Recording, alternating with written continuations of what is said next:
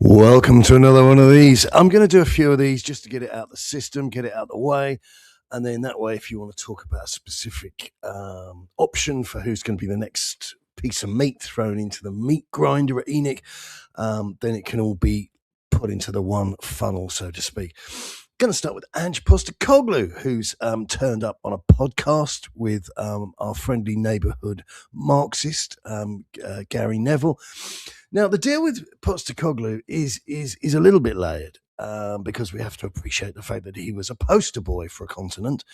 The Australians absolutely loved him, but they were very, very vocal about their love. They didn't watch many of the games. That's not really up for debate because otherwise they'd have to all be on the dole, and I think that would offend them more than being told they weren't that much of a fan. And he finished fifth. The new manager bounce was very strong at the beginning of the first season. Then it fizzled out. And the problem that he got was that the fizzling out continued throughout his second season.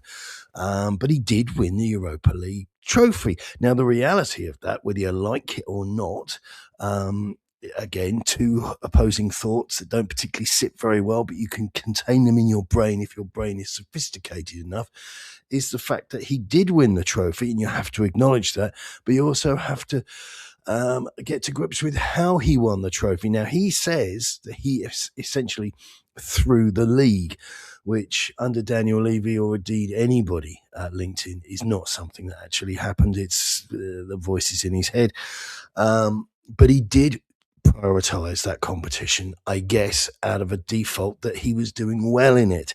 And when it kept on coming round, we were always playing. We won 10 games, which is not to be derided. I'm just putting it out there. It was a knockout competition. And he managed to get through to the final, which was one of the worst games of football we've seen perhaps since the Champions League final against Liverpool. But he managed to get through to the final, beating teams that were 6s, 7s, 8s, 9s, and even 10-1.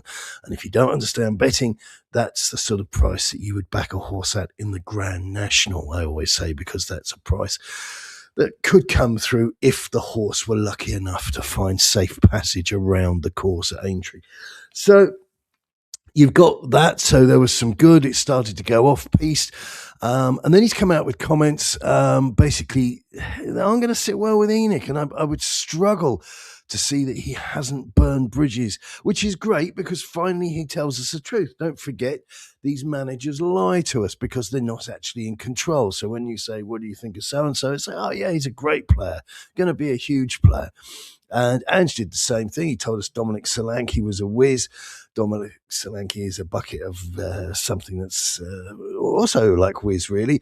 But he said that they've got a wage cap, and until they do something with a wage cap, they're not going to be able to bring in the quality that they talk about bringing in. And it keeps, for those who've got a mind that can be manipulated, and I know some of you do, it keeps you believing that these next big thing sort of, or rather the next big thing culture is to be respected and lauded. So the likes of Matthias Tell, Wilson Odobert, who I believe personally are junk. Postecoglou puts it perhaps a little more eloquently and delicately for you and says he thinks they may become great players for Tottenham. But I'm just telling you that right now they're junk. And is it going to materialise in the future? Who knows? But what we do know with absolute no doubt at all is that they're not good enough for the now. And that's who Spurs are always looking to buy.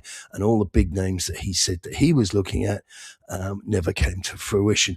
The punchline to Postecoglou's tenure in the Premier League came courtesy of Mr. Marinakis, our friend over at Nottingham Forest, who sacked another manager. So Sean Dyche's name is fresh into the hat.